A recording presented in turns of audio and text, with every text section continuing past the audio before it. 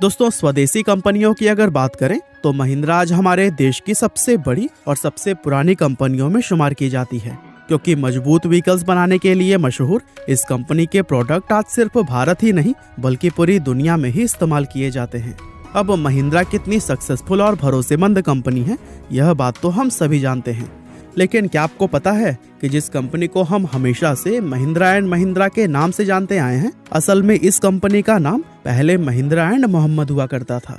अब आज की इस वीडियो में हम आपको महिंद्रा कंपनी के इतिहास और उससे जुड़ी हुई कुछ ऐसे ही अनसुनी बातें बताने वाले हैं जिन्हें जानकर आप पूरी तरह से हैरान रह जाएंगे। तो फिर चलिए अब इस इंटरेस्टिंग वीडियो को शुरू करते हैं।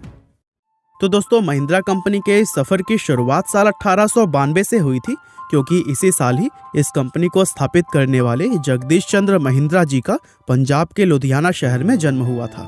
जगदीश चंद्र महिंद्रा, जिसे कि जेसी महिंद्रा के नाम से भी जाना जाता था, वे अपने परिवार में मौजूद 9 भाई बहनों में सबसे बड़े थे। जेसी महिंद्रा ने बहुत कम उम्र में ही अपने पिता को खो दिया था और क्योंकि वो परिवार में सबसे बड़े थे, इसीलिए पिता के गुजर जाने के बाद से माँ और 8 भाई बहनों की पूरी जिम्मेदारी उन्हीं के ही कंधों पर आ गई थी।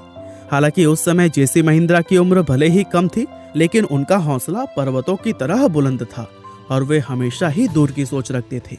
दरअसल जिस समय भारत में लोग एजुकेशन को कोई खास वैल्यू नहीं देते थे, उस दौर में भी उन्होंने पढ़ाई लिखाई के महत्व को बहुत अच्छी तरह से समझ लिया था और यही वजह थी कि उन्होंने अपनी पढ़ाई के साथ ही अपने भाई बहनों को भी अच्छी और उच्च शिक्षा प्राप्त करवाई थी। यहाँ तक कि उन्होंने अपने छोटे भाई कैलाश चंद्र महिंद्रा को हायर एजुकेशन के लिए कैम्ब्रिज यूनिवर्सिटी तक भेजा था और खुद जेसी महिंद्रा ने अपनी इंजीनियरिंग की पढ़ाई बॉम्बे के विक्टोरिया जुबली टेक्नोलॉजिकल इंस्टीट्यूट से पूरी की थी, जो कि आज के समय में वीर माता जीजाबाई टेक्नोलॉजिकल इंस्टीट्यूट के नाम से जाना जाता है।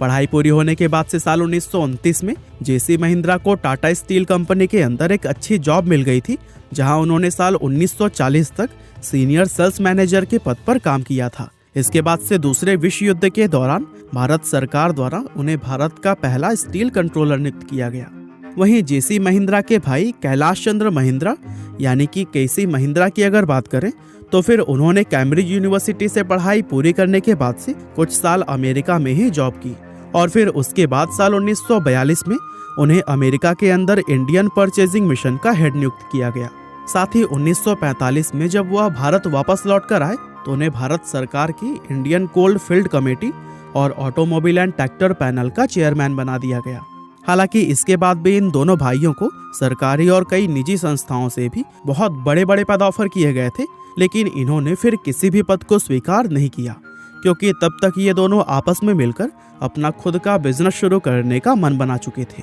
दरअसल उस समय भारत अपनी आज़ादी के लिए लड़ रहा था और जेसी महिंद्रा को इस बात पर पूरा यकीन था कि भारत जल्द ही अपनी आज़ादी हासिल कर लेगा और साथ ही वे यह भी अच्छी तरह से जानते थे कि भारत के आज़ाद हो जाने के बाद से देश के अंदर स्टील उद्योग एक नई ऊंचाइयों को प्राप्त करेगा। इसीलिए इन दोनों भाइयों ने अपना घर बेचा और अपने एक दोस्त मलिक गुलाम मोहम्मद के साथ मिलकर अपनी स्टील कंपनी की शुरुआत कर दी, जिसका नाम उस समय महिंद्रा एंड मोहम्मद रखा गया था। अब आज भले ही महिंद्रा अपने पावरफुल व्हीकल्स के लिए जानी जाती है, लेकिन सच यही है कि इसकी शुरुआत एक स्टील कंपनी के रूप में ही हुई थी। उस समय दोनों महिंद्रा भाइयों ने यह सोचा था कि वे मलिक गुलाम मोहम्मद के साथ मिलकर अपनी इस कंपनी को देश की सबसे बड़ी और सबसे कामयाब स्टील कंपनी बनाएंगे। लेकिन 1947 में कुछ ऐसा हुआ जिसने कि सब कुछ बदल कर रख दिया। दरअसल 1947 में जब देश का बंटवारा हुआ तो फिर मलिक गुलाम मोहम्मद भारत को छोड़कर हमेशा के लिए पाकिस्तान चले गए, जहां पर वे पहले तो वित्त मंत्री बने और फिर बाद में पाकिस्तान के तीसरे गवर्नर जनरल बने। और दोस्तों, उनके इस तरह से अचानक भारत छोड़ने का महिंद्रा भाइयों और उनकी कंपनी पर बहुत गहरा असर पड़ा, क्योंकि इस कंपनी में मलिक गुलाम मोहम्मद की हिस्सेदारी भी काफी ज्यादा थी और चूंकि पाकिस्तान चले जाने की वजह से वे कारोबार से दूर हो गए थे, इसीलिए उन्होंने कंपनी से अपनी पूरी हिस्सेदारी वापस ले ली थी। वो समय महिंद्रा कंपनी के लिए बहुत ही ज्यादा मुश्किलों से भरा हुआ था और तब ज्यादातर लोगों ने यह अनुमान लगाया कि यह कंपनी अब ज्यादा समय तक सरवाइव नहीं कर पाएगी। लेकिन लोगों ने जैसा सोचा था वैसा कुछ भी नहीं हुआ, क्योंकि महिंद्रा भाइयों ने उस कठिन परिस्थिति में भी हिम्मत नहीं हारी और वे लगातार अपनी कंपनी को चलाने का प्रयास करते रहे। आखिरकार उन दोनों भाइयों की वो मेहनत रंग लाई जिसके चलते उनकी यह कंपनी डूबने से बच गई थी और चूंकि अब कंपनी के एक पार्टनर यानी कि मलिक गुलाम मोहम्मद कंपनी से अलग हो चुके थे,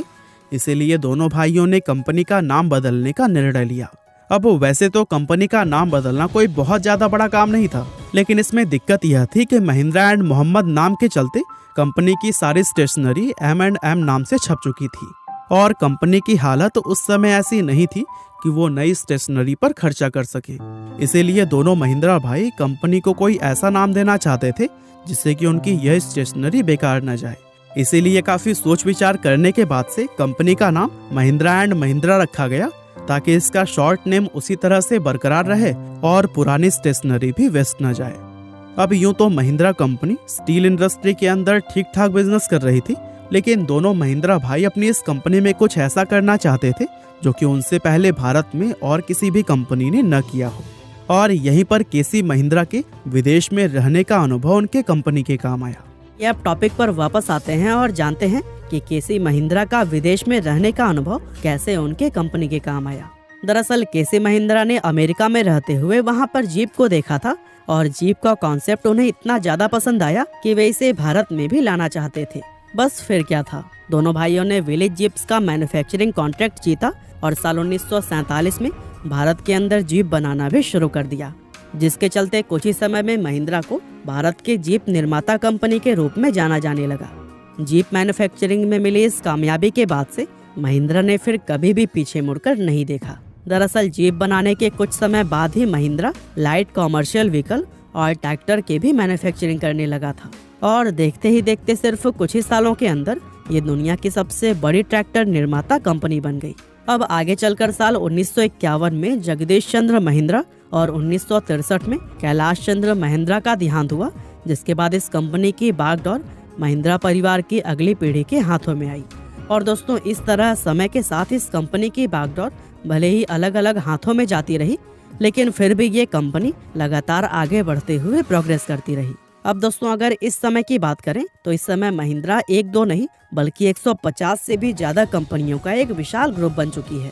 जिसमें कि Mahindra Electric, Mahindra Defence, Mahindra Aerospace, Mahindra Two Wheelers, Mahindra Education, Mahindra Finance, Tech Mahindra और जावा मोटो जैसी बहुत सी बड़ी बड़ी कंपनियों के नाम शामिल हैं। साथ ही महिंद्रा का यह बिजनेस दुनिया के 100 से भी ज्यादा देशों में फैला हुआ है, जिसके जरिए 2.5 लाख से भी ज्यादा लोगों को रोजगार मिलता है। और इस समय महिंद्रा कंपनी की बागडोर जगदीश चंद्र महिंद्रा के पोते आनंद महिंद्रा के हाथों में है, जो कि साल 2012 से ही कंपनी के चेयरमैन व MD के पद को संभाले हुए हैं। दरअसल आनंद महिंद्रा ने साल 1981 में हार्वर्ड बिजनेस स्कूल से अपना MBA कंप्लीट करते ही कंपनी को ज्वाइन कर लिया था और जब से कंपनी की बागडोर उनके हाथों में आई है, तब से महिंद्रा ने और भी ज्यादा तेजी से प्रोग्रेस किया है। और इससे यह पता चलता है कि आनंद महिंद्रा एक बहुत अच्छे बिजनेसमैन व लीडर हैं और इस बात में कोई शक नहीं है कि अपने नेतृत्व में वे महिंद्रा कंपनी को कामयाबी की और भी ऊंचाइयों पर लेकर जाएंगे। तो दोस्तों, यह थी कहानी महिंद्रा एंड महिंद्रा की।